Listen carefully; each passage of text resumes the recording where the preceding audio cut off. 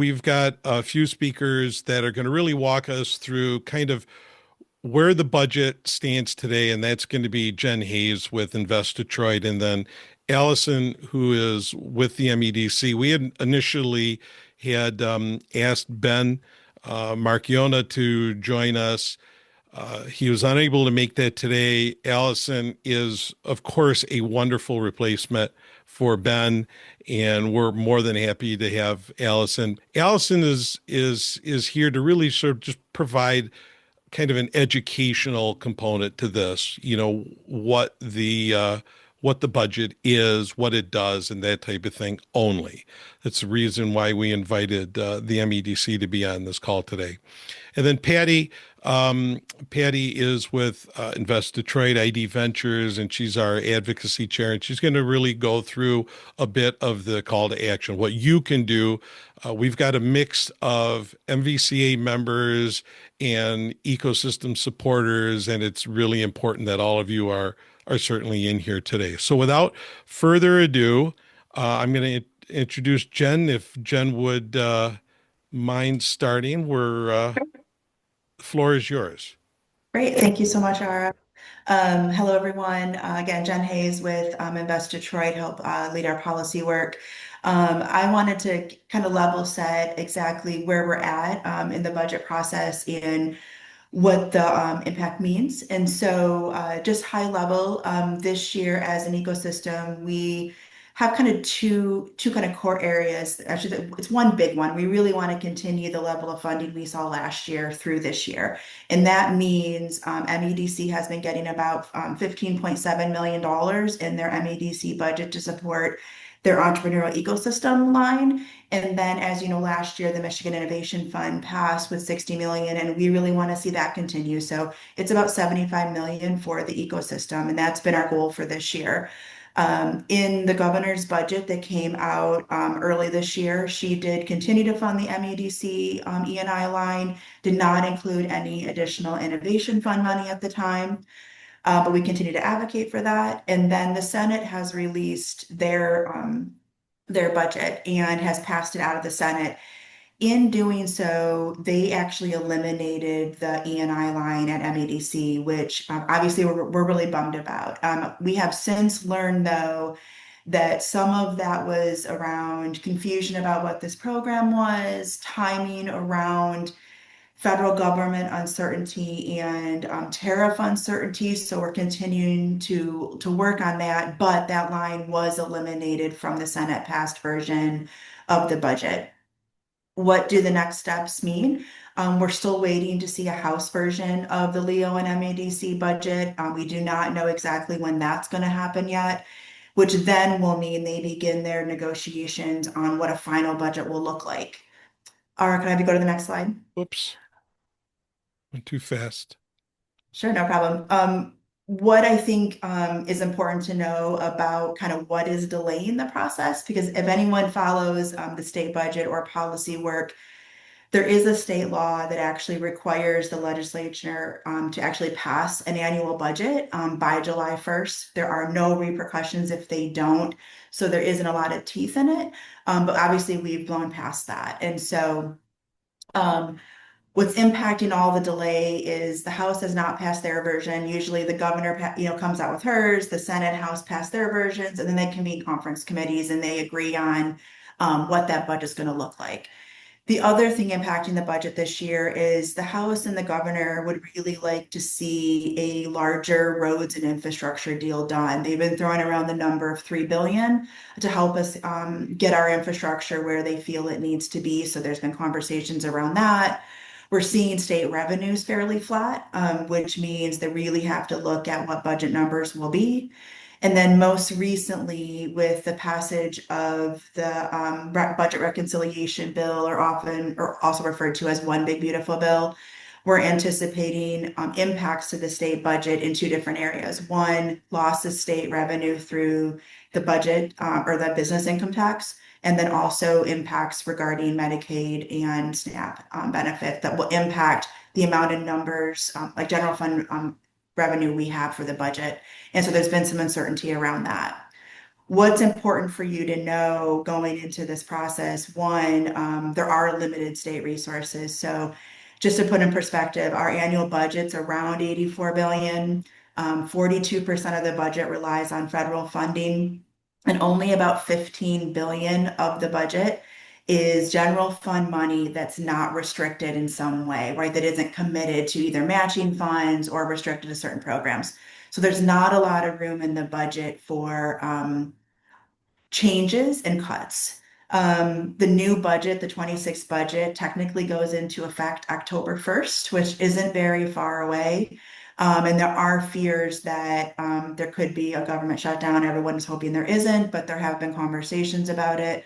As of right now, there is no agreed upon timeline or even budget numbers between the House, Senate leadership, and the governor. So that is a conversation that's actively being happening. Then there are differing opinions on, do we need a road deal, and if so, how much? What does Medicaid support look like, and how will that impact the budget? And what exactly are the funding priorities that will be included in this budget? So I say all this to say, to set the context of, there's a lot of uncertainty ahead, but there's also a lot of room for us to continue to advocate that the entrepreneurship and innovation programming and funding is really critical today and in the future, and that we really don't want the success of last year to end, right? We want to continue to show that momentum. So Allison's going to give you more information about what's included in that E&I line so you understand the impact, and then Patty's going to talk more about how we can all engage in this work. So thank you, Allison. I'll let you take it away. Yeah, thank you, Jen. I really appreciate you painting the picture there. From the MEDC viewpoint, we're expecting budget cuts across the agency, but as you Jen just called out, the E&I, the Entrepreneurship and Innovation line item, which is my team specifically, employs 6 individuals at the MEDC and several programs and grantees. That is our entire line and operation budget, and it is based on the legislature. We called out $15.7 million earlier, and I just kind of wanted to help everyone think through what these buckets fund. And for me, if I were to summarize it at a very high level, it is the buckets of like the early drips in building a pipeline for all of your investments and or future funders. So we kind of start at the university level. These are our MTrack programs and advanced programs. These are university inventions that we try to help the state backs to help them take that next step into figuring out if these are commercial products and companies. There are 5 different MTrack programs across 4 R1 universities throughout the state. That includes University of Michigan, Michigan State, Wayne State, and Michigan Tech. They all have a different focus. And what's really unique about these programs is that you don't have to be a faculty member at that said host university to take advantage of these programs. You could be a U of M professor who wants to study something in ag and enroll in the MSU MTrack program in ag bio. So it's really good to help us really at that earliest stages of figuring out what is investable, what could be hopefully future pipeline and companies that are in the MVCA members pipeline. I think some notable companies that we've all heard about here in the state that have come through these programs include Genomenon, Parabricks. They all have been MTrack early companies that have spun out now to be very fundable businesses that have attracted much outside capital.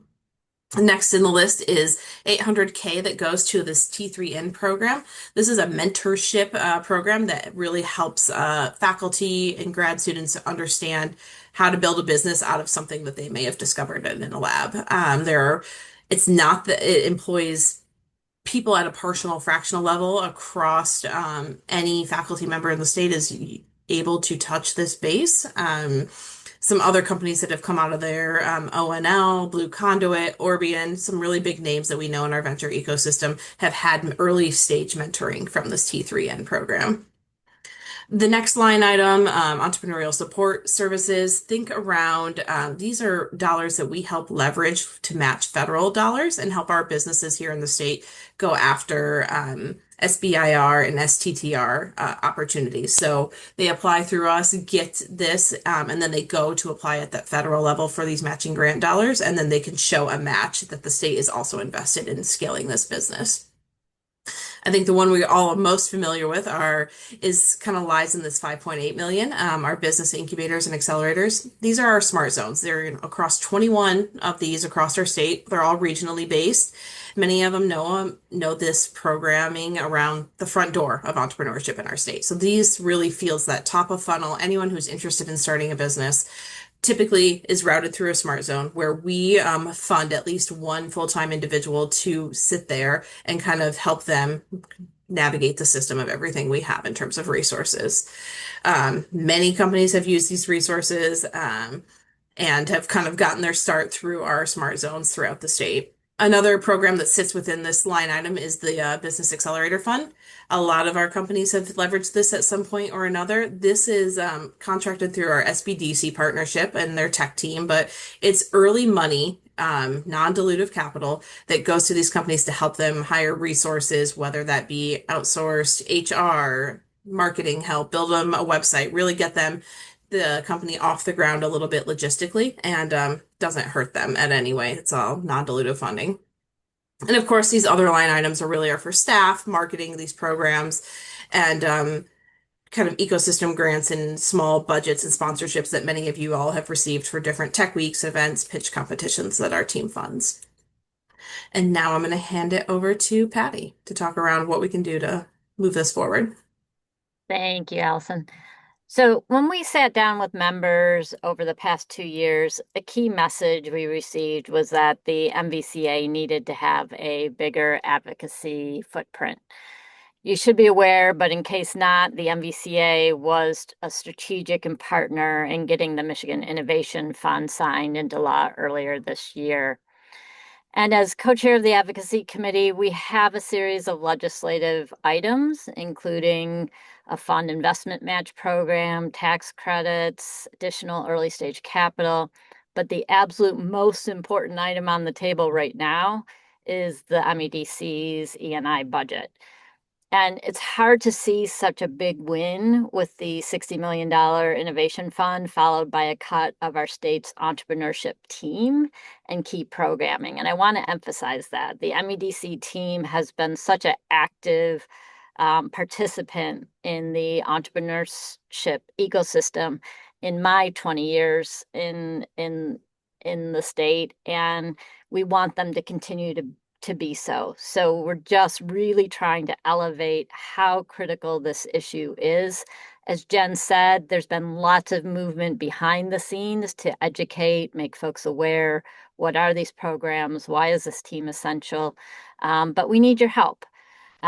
We've seen firsthand when Michigan supports early stage programs, whether it's catalytic capital, accelerator programs, mentoring, we're generating better deal flow, stronger companies, and durable jobs that stay rooted here in Michigan. So what we're talking about today is infrastructure, which is the on-ramp for all of us for returns, exits, and economic growth. So our ask today is for you to be an active member of the organization in our advocacy efforts and let your voice be heard, as well as your portfolio founders here in Michigan. So we have a few key ways that we're asking you to think about supporting. The first is to reach out to your legislative representatives. Ara, do you want to go to the next slide? And this is really easy to do. So, and Ara will be sending out these slides after for all of you. But there's a House and Senate website in which you can find your senators and representatives if you're not clear who they are. Next slide. And we have a letter template for you. And what we're asking you to do is share that letter template or tweak it to what you're comfortable with. And just make sure that you're advocating for not cutting the E&I team and budget because of the importance to Michigan's startup ecosystem. All right, next slide. We also really feel it's important to meet with legislators one-on-one. So we know you can't all get to Lansing and it's a complicated effort, but there are coffee hours. And so Ara, with the help of our lobbying firm has a list of representatives and the times that they are, where and when they're meeting with people from their citizens from their communities. So we also encourage you to participate in one of those coffee hours and to bring up the concerns about the E&I budget and why it's important for it to remain. Next. The third call to action is we've put together a story survey to collect examples and to really highlight how the founders in Michigan and the companies in Michigan have benefited from the state programming. And so we ask you to share with your Michigan portfolio. We realize not all of you, your full portfolios are in Michigan, but with your clients and with your Michigan founders, share this survey so that we can collect stories. So many of our companies here have taken advantage of some of the programs that Allison went through in detail, and we'd like to get those, capture those. So not only for this E&I budget initiative, but thinking about how do we expand the E&I budget. We've been complaining for years that this budget is too low, that it should really go back to where it was in the first place, more around the $60 to $100 million. So we need these stories to showcase how much value these programs have added over time. So again, Ara will send out these slides, but we're really asking you to take at least one of these actions, help us spread the word, collect the stories, but also even the act of reaching out to your senators and representatives with a simple letter can have a really strong effect as we go into the final budgeting process.